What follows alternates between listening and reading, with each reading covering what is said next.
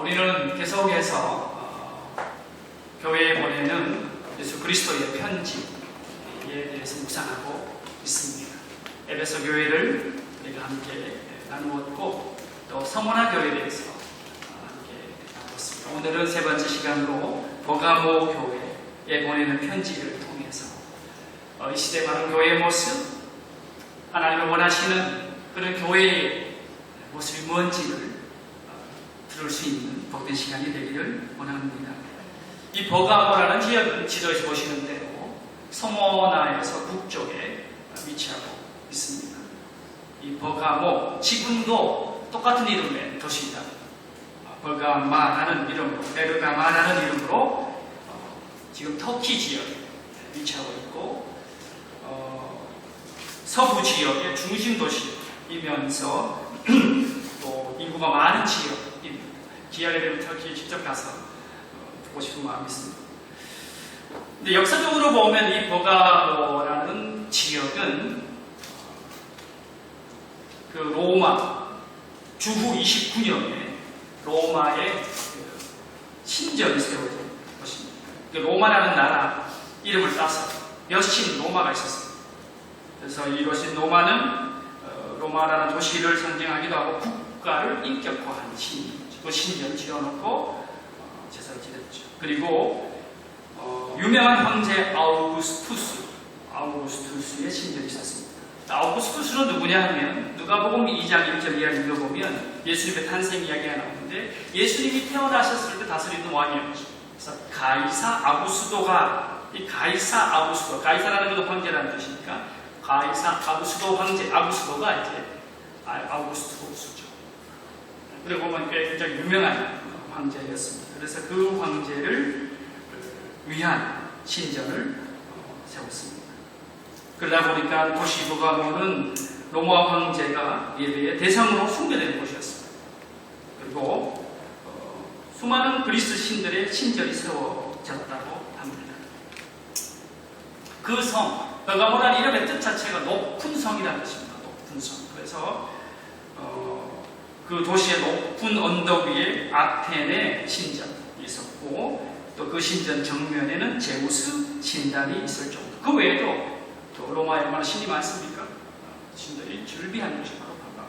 물론 다른 에베소나 서문화도 비슷하지만 특별히 버가모는 굉장히 신전이 많았고 특별히 로마 황제를 섬기는 그런 중심지였다고 합니다. 그래서 사도 요한이 편지를 썼을 당시 주후 80에서 90년 정도 됩니다. 그때 이 버가모는 로마에서 오는 총독이 다스리는 권력과 정치의 상징적 도시였습니다.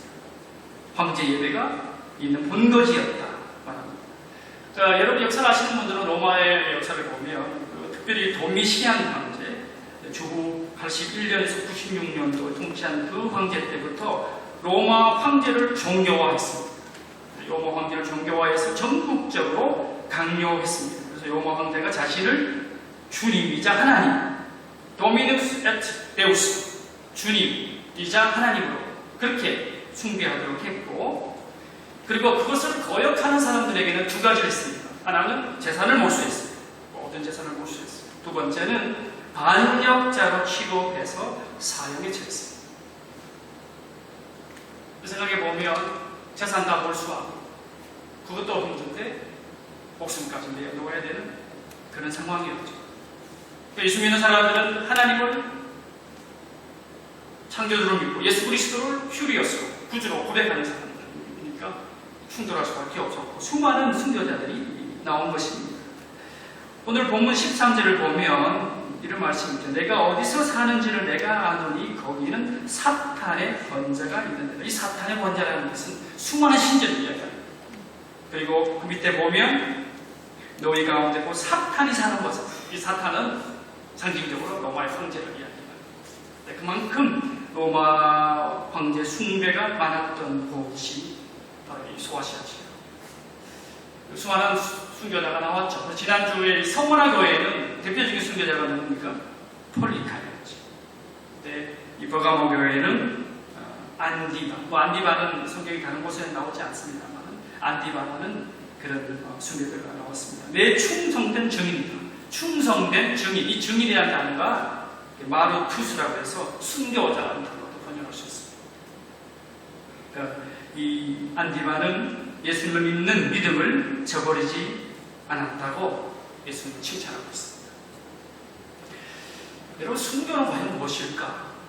그 순교의 이야기는 오늘 우리에게는 너무 먼 이야기처럼 들립니다. 그렇지 않습니까? 그렇죠? 우리가 지금 순교의 시대에 살고 있는 것도 합니다. 그렇지만 순교를 역사하는 학자들에 따르면 순교는 세 가지가 있다고요. 하나는 적색 순교. 적색 순교는 피해 순교. 죽음을 내놓는 순교. 예수 그리스도가 그렇게 죽음으로, 십자가의 죽음으로, 피를 흘림으로 우리에게 구원을 가져다 주셨죠.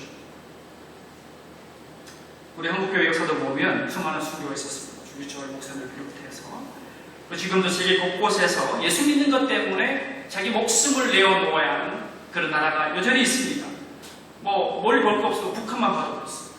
예수 믿게 되면 큰 핍박이, 죽음까지 불사해요.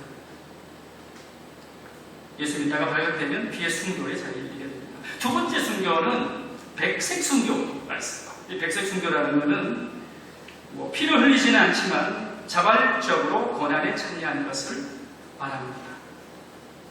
하나님의 뜻을 이루기 위해서 잘 절제하고 금욕하고 금식하고 그리고 노동하는 거죠. 교회 역사적으로 보면 수도사들, 금욕주 수도사들이 수도원에 들어가서 살아가는 그걸 백색 순교라고 표현했습니다. 또 하나 순교가 있습니다. 이것은 녹색 순교인데요. 이것은 이제 말 그대로 푸른 나무처럼 자신의 삶의 자리에서 믿음으로 살아가는 것을 녹색 순교라고 일컫습니다.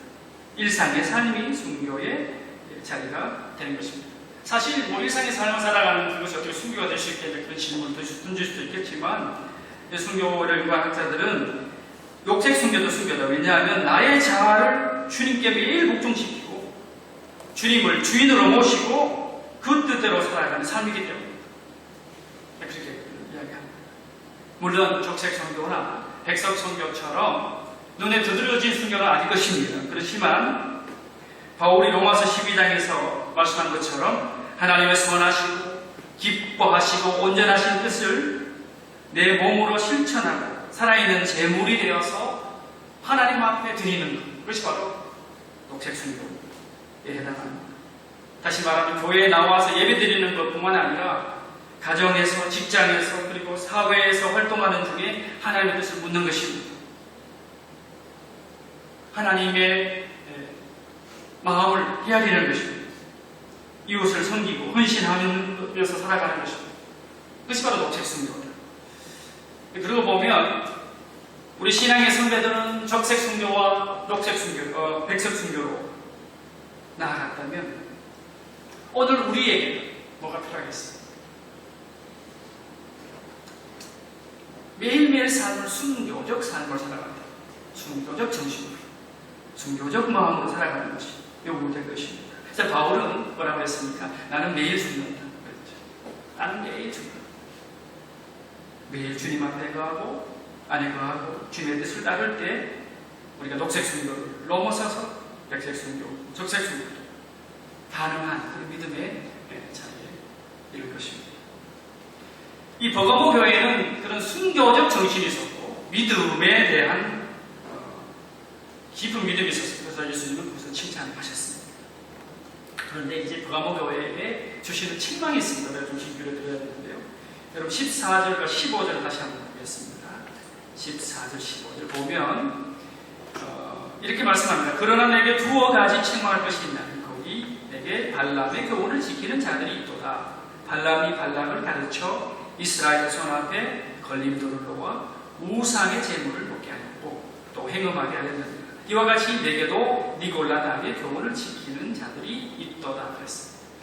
자, 무슨 이야기입니까? 여러분 발람은 누구죠? 발람은 민수기 22장에서 24장에 나옵니다. 발람은 당시에 아주 뭐라 볼까요? 유명한 주술사였어요. 그래서 그가 저주하면 저주가 있고 그가 축복하면 축복이 아닌 그런 사람. 하나님 믿는 사람은 아니었는데 근데 이제 미디안 모압 왕 발락이, 이름도 비슷해요. 발락이 발람을 찾아와서 이스라엘을 저주해달라고 부탁합니다. 왜냐하면 이스라엘 백성들이 가는 곳마다 많은 그 지역을 점령하고 그러니까 두려운 거죠. 그래서 이 이스라엘을 저주해달라고 부탁을 합니다. 근데 이 발람이 저주를 하는 대신에 어떻게 합니까? 축복을 하죠. 축복을 4번씩입니다. 거기까지는 뭐 괜찮았는데 그 후에 어떻게 됩니까? 성경에는 좀 자세히 기록되어 있지 않지만 이 발람이 미디안을 꼬여서 이스라엘과 행음하게 하고 무엇보다 우상 숭배하는 일에 일조하게 합니다. 그래서 이 발람은 나중에 비참한 미디안과의 전투에서 이스라엘과 미디안 전투에 죽게 됩니다. 그처럼 이 발람은 이스라엘 자손 앞에 걸림돌을 놓아서 우상의 제물을 먹게 한, 그리고 행음하게 한 사람입니다.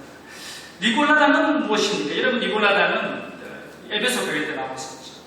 니골라는 7지사 중에 한 명이었는데 초대교회. 그는 나중에 배교를 하고 그 당을 만들었습니다. 그리고 예수 믿으면 모든 것이 자유롭다. 무도덕, 무율법주의. 당시 이때 유행했던 영리주의 영향을 얻었죠. 영은 아름다운데 육신이 약한 거. 육신은 뭘 해도 된다. 그런 잘못된 복음을 전했죠. 그래서 이 발람의 교훈과 니골라당의 교훈은 서로 통합니다. 3가지 정도로 말씀할 수 있습니다. 첫째는 성적 부도덕이죠.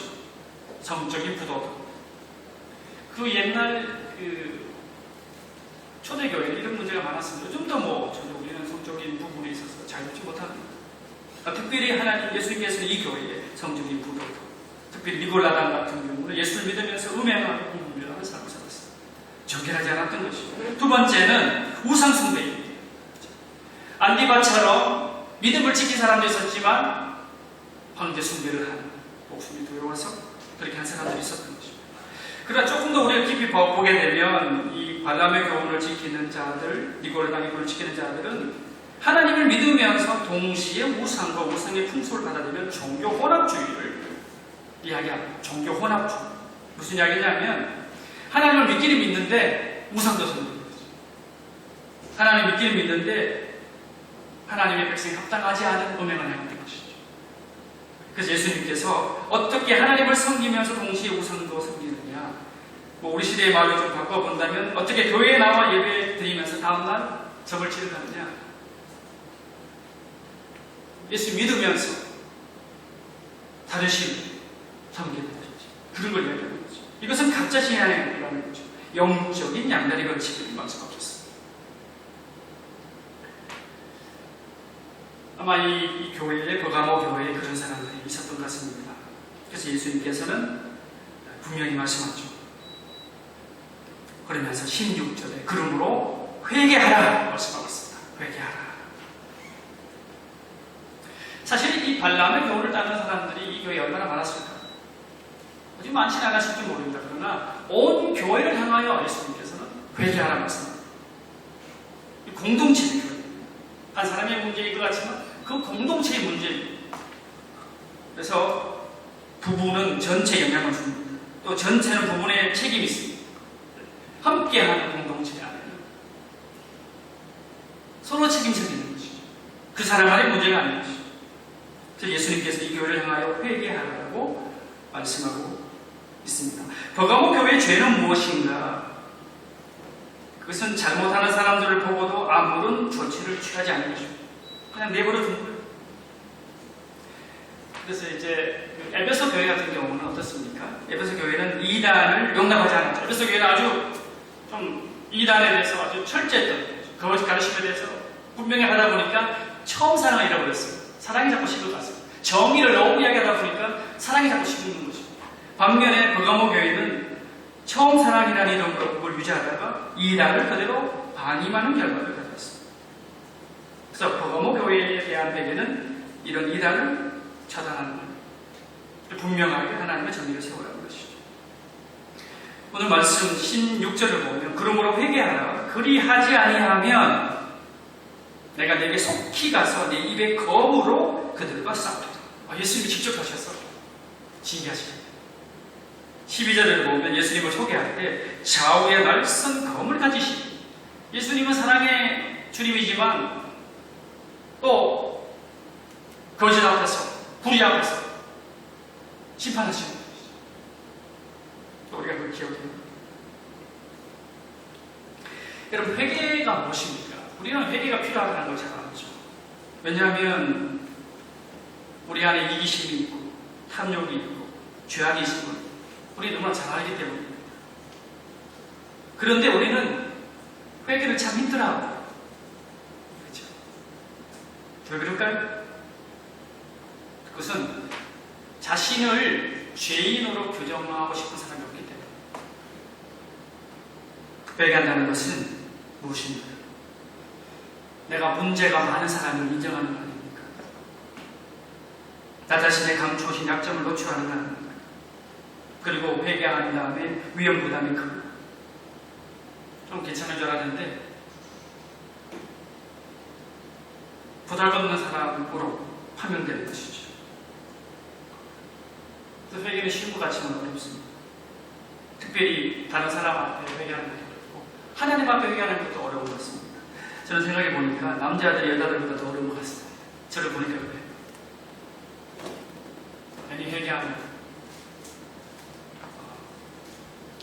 본 모습이 보이는 것 같고 그런 느낌이 듭니다.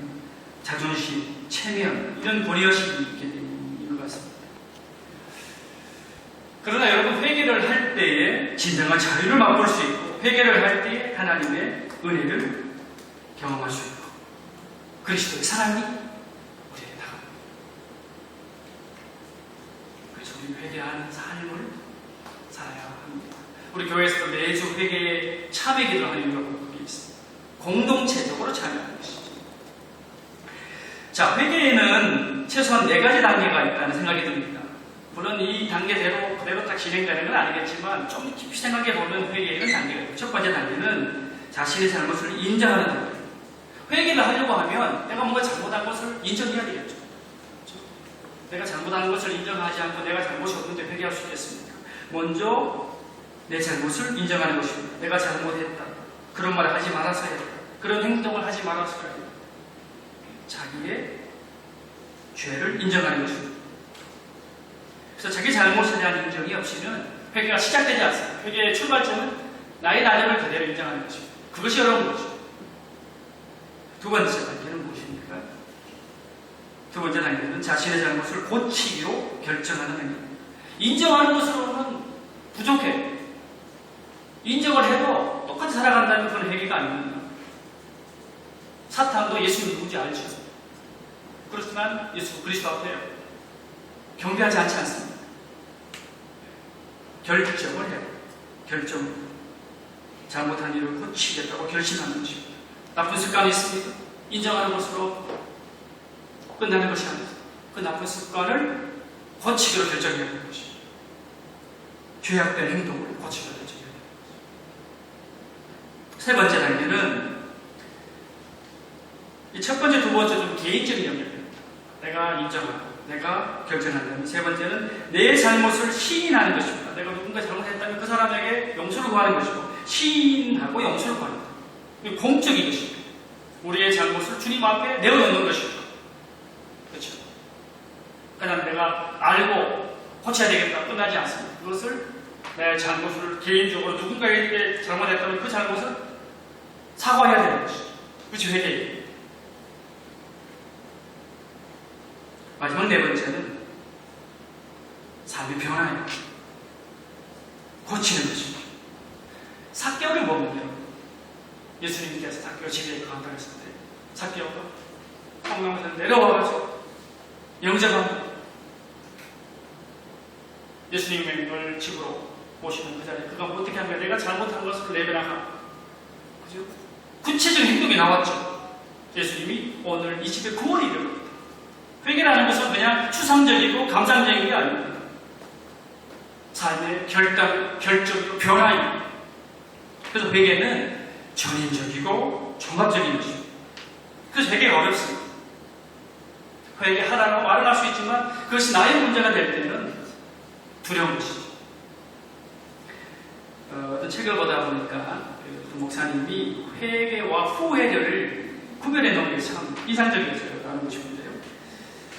후회는 자기 앞에서 하는 것이라면 회개는 하나님 앞에서 하는 것이다. 후회는 자기가 손해본 것에 대한 안타까움에 토로하면 회개는 내 속에서 나를 끊임없이 충동질하는 죄악을 하나님 앞에 토로하는 것이다. 후회는 자기 연민에 불과하지만 회개는 하나님 앞에서의 자기 갱신이다. 그리고 후회는 본질적인 변화가 일어나지 않지만 회개하면 성령을 통한 진정한 개혁과 변화의 역사가 일어난다. 그 후회는 그냥 피상적인 것이죠. 자기 개인적인 것이라면 회개는 구체적이고 하나님 앞에 하는 것이다. 저는 세 가지 정도의 차원의 회개가 우리에게 필요하다고 생각합니다. 첫째는 개인적인 회개입니다. 나의 개인의 삶의 나의 죄악, 나의 잘못을 인정하는 것입니다. 물론 이런 이야기를 할 수 있습니다. 너무 매번 회개하는 게 너무 죄송하다. 너무 어렵다. 물론 그 말도 이해가 됩니다. 그래서 여러분이 똑같은 죄를 짓지 않도록 해야 합니다. 그렇지만 우리는 연약하기 때문에 끊임없이 구원 얻고 뭐 이렇게 되었지만 여전히 우리 안에는 죄가 있습니다. 그렇죠? 그러므로 그 죄들을 하나님 내어놓아야 됩니다. 가능하면 적시하는 게 좋습니다. 모았다 하지 마시고 겸손한 마음으로 주님 앞에 나아갑니다. 개인적인 차원의 회개가 우리에게 요구됩니다. 두 번째는 교회적 회개입니다. 교회 공동체가 함께 하나님 앞에 나아가는 것이죠. 그러니까 나만 잘 된다, 나만 괜찮으면 된다, 그런 의식을 버려야 합니다. 교회가 함께, 마치 우리 몸에요, 우리 육신을 입고 있는데 우리 손에 가시만 맞춰도 아파요. 그렇죠? 교회는 하나의 어떤 유기체 아닙니까? 그 눈이 아프면 온몸이 아픈 거예요. 그 죄악도 마찬가지죠. 회개도 마찬가지죠. 공동체적으로 교회가 한 지체적을 갖고 함께 그리스도의 의를 이루어가는 것입니다. 그런 이야기 할 수 있을 것 같습니다. 믿음이 강한 사람은 믿음이 연약한 사람을 도와주는 것입니다. 오늘 교회에서는 그런 이야기를 합니다. 가르치든지 배우든지. 어떤 영역에서 내가 가르칠 수 있고 어떤 영역에서 내가 배울 수 있는 거죠. 서로 그러면서 그리스도의 의를 이루어가는 거죠. 회개의 사역도 마찬가지죠. 국가적인 회개가 있습니다. 나라와 민족의 불의와 죄악을 내어놓고 회개하는 것입니다. 그 사무엘상 7장에 보면 미스바의 회개운동이 나옵니다. 여러분 잘 아시죠? 사무엘이 백성들을 모아놓고 회개운동을 하는데 거기 보면 블레셋의 침범 그 상황 가운데 하나의 중요한 전제가 있습니다. 여러분 사무엘상 7장 4절을 보면 이런 말씀입니다. 이에 이스라엘 자손이 바알들과 아스도라를 제거하고 여호와 만성기니라 그랬습니다. 그러니까 이스라엘 백성들을 다 불러 모으기 전에 사무엘이 백성들이 하는 이야기가 뭐냐면 이방 신들 우상을 제거하고 마음을 하나님께로 향하여 하나님만 섬기라, 하나님만 섬기라. 그랬더니 백성들이 다 똑같이 그 고백을 하는 것입니다. 바알과 아스타롯을 제거하고 여호와만 섬기라. 하나님 외에 다른 것들을 다 물리치는 거죠. 그 다음에 미스바에 모여서 기도합니다. 금식합니다. 근데 금식도 회개의 중요한 하나의 방법이죠. 기도하고 금식하고 회개합니다. 그 결과 강대국 블레셋을 무찌르고 에베네스 도움에도 기억합니다. 그래서 민족의 교만, 우상 숭배, 불의에 대한 진정한 회개가 필요합니다. 하나님은 참으십니다. 하나님의 그런 인내는 결정적 역사 가운데 나타나죠. 우리가 이사야를 읽고 있지만 이사야 읽고 계시죠? 별로 읽고 싶지 않으십니다. 멸망하고 물론 중간중간에 복음도 소망의 말씀도 있지만 온갖 멸망의 이야기가 나옵니다. 하나님은 참으시지만 때가 되면 또 진리하시는 거예요. 심판하시는 거죠. 공의로 다스리시는 거죠. 국가적으로 봐서 우리 지금 대한민국을 봐서 나라를 위해서 기도하셔야 됩니다. 이 나라가 정말 하나님의 공의가 있고 정의가 있고 우상을 척결하는 그런 나라가 되도록 기도해야 합니다. 자, 오늘 말씀은 이렇게 회개하라는 말씀으로 끝나지 않고 참 하나님 예수님은 우리에게 또 약속을 해주세요.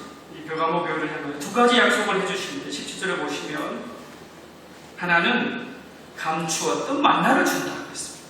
또 하나는 흰 돌을 줄 것이다. 이게 무슨 이야기일까요? 이 만나는 여러분 잘 아시죠? 구약의 이스라엘의 광야에서 하나님이 만나를 주셨죠. 성경 하늘 양식, 하늘에서 양식이 쏟아져요. 하늘 양식을 빛처럼 주셨죠. 이 버가모 교회의 문제는 이 먹는 거에 문제가 있었습니다. 그렇죠? 우상의 제물을 먹고 우상을 숭배. 그러니까 그 교회에 적합하게 예수님이 이렇게 약속하시는 거죠. 너희들이 우상을 척결하고 성적 부족에서 벗어나고 하나님만 섬기게 되면 영적인 만나를 줄 것이다. 그렇게 말씀하고 계십니다. 흰돌은 무엇입니까? 초대교회 당시에 어떤 연회에 초대받아 참여하기 위해서 테세라라고 불리는 흰돌이 있어야 했다고. 그래서 일종의 연회 참여 티켓입니다. 돌을 딱 갖고 있어야 입장시켜주는 거죠. 이게 무슨 이야기겠어요? 흰돌을 준다. 그 돌 위에 새 이름을 기록한 것이다. 근데 이 흰돌을 주는데 그 흰돌 위에 새 이름을 적습니다. 어떤 이름입니까? 거룩하게 된 천국에 가게 되었습니다. 자기 이름이 새겨진 흰 돌을 줄 것이다. 주님께서 그렇게 약속하고 계십니다. 그러니까 순교로 믿음을 지킨 사람들에게는 이 세상의 삶을 떠나지만 흰 돌이 주어지는 것입니다. 본인의 이름이 새겨진 흰 돌이 주어지고, 그리고 이 세상에 남아서 믿음을 계속 지키는 사람들에게는 영원한 천국이 보장되는 것이죠. 예수님께서 그것을 말씀하고 계십니다. 메시아 왕국의 시민이 되었다. 천국에 초대받았다. 죽더라도 죽게 되면 그 죽음 때문에, 그 순교 때문에 죽고 가는 거고, 만약에 그 믿음을 계속 지키고 주님 앞에 신실하게 되면 그가 죽게 되었을 때 만나를 받게 되고 흰돌을 주어지게 된다는 것이죠. 희망의 말씀이죠. 사랑하는 여러분, 진정한 회개에는 보상이 따릅니다. 주님께서 용서해 주십니다. 용서받지 못할 죄가 없습니다. 주님 앞에 진실하고 나아갈 때 주님께서는 우리의 죄를 용서하시고 우리를 새롭게 해주시고. 여러분, 신앙의 목표는 행복일까요? 물론 행복도 중요합니다. 신앙의 목표는 행복을 넘어서서 거룩해지는 것입니다. 예수 그리스도 그분 안에서 진실한 회개를 해서 우리 안에 거룩함이 회복되어야 합니다. 거룩함이 살아 역사해야 합니다. 여러분, 교회는 어떤 것입니까? 교회는 단순히 행복을 추구하는 공동체입니다. 교회는 사실은 거룩을 갈망하는 공동체. 거룩함이 영적인 갱신이 있고 변화가 있고 회개가 있는 것이죠. 서머나 교회를 통해서 우리는 이 시대에 종교 혼합주의를 다시 한번 생각해야 됩니다. 나는 어떤 마음으로 하나님을 섬깁니까? 하나님만이 나의 구주이시니, 예수 그리스도만이 나의 하나님이시니, 도덕적으로 윤리적으로 나는 주님 앞에 부끄러움 없이 살고 있는가? 아니요. 나의 삶이 그런 모습이었다면 해결책은 회개하는 것입니다. 회개할 때 주님은 우리에게 약속하시고 감춰진 만남을 주시고 힘듦을 주십니다. 회개가 사는 길입니다. 회개가 구원의 길입니다. 다 함께 기도하겠습니다. 살아계신 주님, 버가모 교회를 향하여 주시는 예수님의 음성을 우리가 들었습니다. 순교가 있고 믿음에 대한 열정과 뜨거움과 진실함이 있었습니다. 그러나 그 교회 안에 있었던 음행과 우상 숭배, 종교 혼합주의가 있었습니다. 우리 시대 한국교회는 어떻습니까? 오늘 우리는 어떻습니까? 살아계신 주님, 진실한 회개를 통하여 다시 주님의 백성으로 새로워하게 하여 주시고 거룩하게 되게 하여 주시고 하나님의 백성으로 이 땅에 살아갈 때 주님과 늘 깊은 교제와 만남을 갖게 하여 주시고 이 세상을 변화시켜 갈 수 있는 그런 믿음의 사람들 되게 하여 주옵소서. 예수님의 이름으로 기도하옵나이다. 아멘.